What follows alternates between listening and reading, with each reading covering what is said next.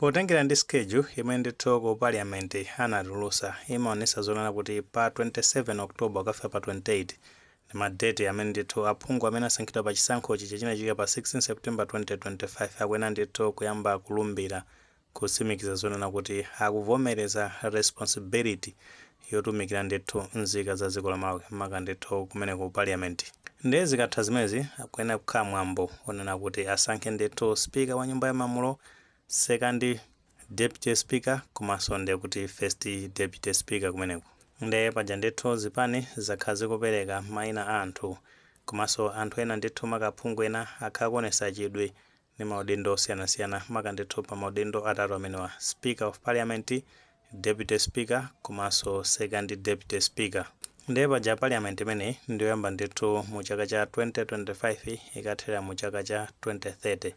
nchifukwa yake ndithu kusankhidwa maudindo amenewa. Ndiye potengera ndi kuchuluka kwa aphungu amene akukhala ku parliament onse amene akukhala ndithu 229 komano potengera ndithu kuti pa chisankho chija chinachitika pa 16 September kumadera ena aphungu kunali ndithu zovuta zina kumeneko. Mapeto ake bungwe la Malawi Electoral Commission anapanga council zotsatira za madera amene aphungu. Ndiye aphungu onse ndithu amene zotsatira zake zinayenda bwinobwino onse akukwana ndithu 224 ndi amene ndithu akapezeke ku parliament kuyamba pa 27 kukathera ndithu pa 28 pa nthawi imene tikukamba zona kuti akuyamba ndithu zolumbira kumeneko. Komano kumbali ya zipani makamene zinapezera aphungu a nyumba ya malamulo mwachidule chabe ndiye kuti chipani cha DPP chimene chinasogola kumbali ya zipani chifukwa iyo ndithu chinapeza aphungu kwana 70, pambuyo pake panabwera chipani cha MCP ndi aphungu kwana 53, kenakono chipani cha UTM chinapeza ndithu aphungu kwana 8, kenako panabwera ndithu chipani cha UDF chinapeza ndithu aphungu kwana 4, kenako panabwera ndithu zipani za AFOD komanso PP ndete zonse ndithu zimapeza aphungu kwana atatu. Kenako kunabwera ndithu chipani cha PDP chinapeza aphungu mmodzi yemwe ndithu ndi Kondwani Nankhumwa amenso ndi mtsogoleri wa chipani chimenechi. Kenakono kunabweranso ndithu chipani cha NDP chimene ndithu mtsogoleri wake ndi Frank Tompale Mwenefumbo. Iwo ndithu ku chipani chimenechi anapeza ndithu aphungu mmodzi yemwenso ndi amene wa Frank Tompale Mwenefumbo ngati president kumeneko. Ndoti aphungu ena osalawo ndoti onse ndithu ndochokera kumbali ya independent amene ndithu anayima pawo okha pa chisankho chimenechi ndi amene ndithu akwanisa onse akaphatikiza kumafika 224. Ndiye kumbali ndithu ya maudindo a speaker wa nyumba ya malamulo taona ndithu kuti kwa chipani cha DPP kumeneko mtsogoleri wa kumeneko amene ndi Professor Thabira Mutharika anapereka dzina la Samia Suleiman kuti ndi amene akapikisana nawo pa mpando wa speaker wa nyumba ya malamulo. Kumbali ya chipani cha Malawi Congress Party tinazaona ndithu kuti kumeneko anatchula dzina la Peter Dimba, poyamba kunatchula dzina la Sam Kawale maka Sam Kawale ndi amene amafuna ndithu kuti akapikisana nawo pa udindo umenewo. Kenakono ku chipani atakhalira pansi anaona ndithu kuti kupite amene Peter Dimba. Ndeno nkhani yathu ikupanga focus kwambiri maka ndithu pa udindo wa first deputy speaker of parliament kumeneko ndithu taona ndithu ku chipani cha DPP phungu wina wa nyumba ya malamulo kumeneko amene watu ndi Victor Musowa amachoka ndithu chaku Mulanje Bale constituency kumeneko. Ndiye amenewa aonesa chidwi maka ndithu pa mpando wa first deputy speaker of parliament. Ndiye funso nkumati kodi amenewa ali ndi experience kumbali ya ku parliament kumeneko chifukwa maudindo ngati amenewa amafuna ndithu kuti munthu woti anakhalako ndithu nthawi yayitali kumeneko ku parliament komanso ndithu anapanga play active role kumeneko ku parliament komanso ndi significant part yanji imene ndithu amene anapanga ku dziko la Malawi maka ndithu pamene anali kumene ku parliament. Ndiye amene ndithu ku parliament analowako mu chaka cha 2014 pa chisankho chinachitika pa May maka ndithu pa 21 May chaka cha 2014 pamene ndithu anasankhidwa ngati phungu wa nyumba ya malamulo kuchoka ku Mulanje Bale constituency. Ndiye kumeneko anagwirako ntchito ndithu kuma parliamentary committee kumeneko. Ndiye mu chaka cha 2014 ukafika ndithu mu chaka cha 2017 anakhalako ngati vice chair wa parliamentary committee ya Hefe, pamene mu chaka cha 2017 ukafika mu chaka cha 2019 amene ndithu anakhalako ngati chair wa natural resources ku committee imeneyo. Ndiye mu nthawi akhala ndithu ali ku parliament zikuonesa ndithu kuti anayesesa maka kumbali yoti yapindula ndithu dziko mu chaka cha 2020 munacha mu October mmene kunali nkhani imene imkakambidwa ndithu kuti amwenye sakulola ndithu anthu akuda kuti akapezeke m'mahotelo awo kapenanso ndithu malo a entertainment amene amwenye amenewa amapezeka. Ndi kumeneko ndithu nkhani itapita ku parliament, mkulu amene makanda amene ndithu anazayipirisa kumene ku parliament ndi anazayitenga ndithu serious kuti nkhani imene ifuna kufufuzidwa bwinobwino chifukwa chonena kuti anthu aino ake a dziko ngati Amalawi sakuyeneka ndithu kuti aziduliridwa malire maka ndithu azisankhidwa ndi anthu na kuti ndobwera ku Malawi. Ndi Parliamentary Committee on Security inazayankha kunazo kuti nkhani imene ayifufuza bwinobwino aone kuti kodi chisogolo chake ndi chotani. Tikakutengeso ni mbuyo pang'ono mwana ndithu mu December amene kapana pa 6 maka December 2022 pamene ndithu kunamveka nkhani ya Martha Chizuma aja ndithu anali wamkulu wa bungwe la Anti-Corruption Bureau anazamangidwa ndithu ndi apolisi pazifukwa zonena kuti kunapanga leak audio inake yoti iwo ndithu a Chizuma ankacheza ndi nzawo wina wake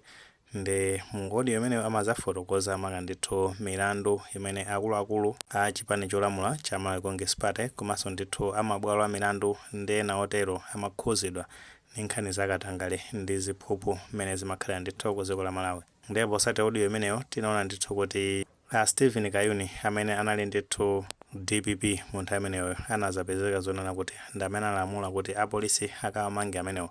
Ndime zinakhalira kumeneko ambiri nadzitsatira bwino kuti a Chizuma ndithu anachitidwa nkhanza maka kunyamulidwa ku nyumba kwawo asanavale bwinobwino zambiri zosakhala bwino zinachitika ndithu ambiri tikupe kuti nkhani imene tinayitsatira bwino. Ndipo sati zimenezo ku parliament amene ndithu a Victor Musowa anazayitenga nkhani imene serious kwambiri maka ndithu kuti apolisi amene achita zimezi akuyenera ndithu kuti alandire chilango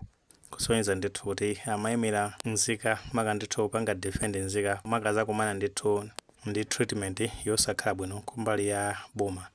ndimene ndithu law imene anapanga kumene ku parliament. Pajaso ndithu kumene ku parliament munali mu September amene mu chaka cha 2024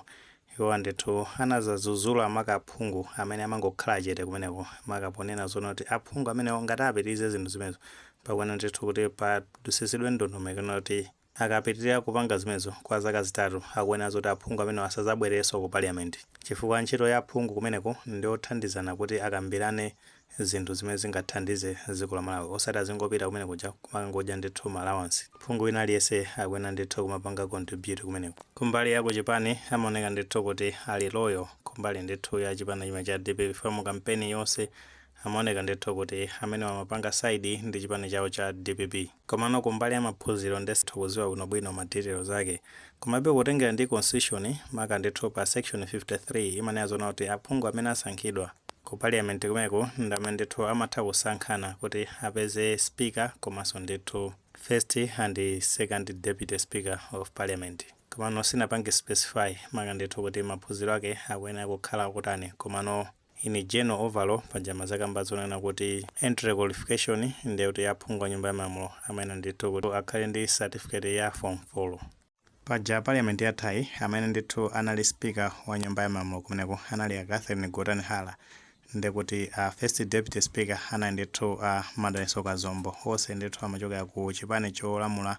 mu nthawi imene cha Malawi Congress Party. Komano pa udindo wa first deputy speaker of parliament siokhawo aonesa chidwi taonanso ndithu kuti ku chipani cha UTM kumeneko ndithu Felix Njawala akhala ndithu nawonso akufuna ndithu udindo umenewo ndi kuti akapikisana ndithu amene wa Felix Njawala plus amene ndithu kuti Victor Musowa ndi kuti ngati palinso anthu ena akapikisana ndithu pamene pa kumbali ya Felix Njawala ndithu kwadziwa bwino kuti apanga ndithu play role yayikulu ku chipani chawo cha UTM. Akhala ndithu ali loyal kumeneko ndi amenenso ndithu amayankhulira chipani chimene cha UTM. Nawonso ndithu kusankhidwa ngati MP kundete kupita ndithu ku parliament amene ndi koyamba ndithu paja amachokera ndithu chakumwanza uku kumene kumachokera Nicholas Dausi. Kumbali ya second deputy speaker ndi kuti taona ndithu kuti Esther Jolobala chipani cha UDF ndi amene ndithu nawonso aonesa chidwi chonena kuti afuna ndithu mpando umene wa second deputy speaker of parliament. Zambiri tiziona ndithu makakukhala zonena kuti aphungu amenewa ayamba ndithu kuchita masankho amenewa. Nkutheka tomwe ndi maganizo pa nkhani imeneyi pamene tikukamba zonena kuti Victor Musowa amene ndi mmodzi ndithu wa aphungu a chipani cha Democratic Progressive Party aonesa chidwi pa udindo ndithu wa first deputy speaker wa nyumba ndithu ya malamulo. Ngati maganizo amene alipo mutha kutifotokozera comment section, koma tikamapereka tikumbukenso ndithu kulemekeza maganizo anzathu. Musaiwale kupanga like video imeneyi komanso kupanga subscribe channel chimene cha Fox Malawi News 18 ndi chingoti nkhani zambiri zikamachitika ndoti zitha kupezani mosavuta.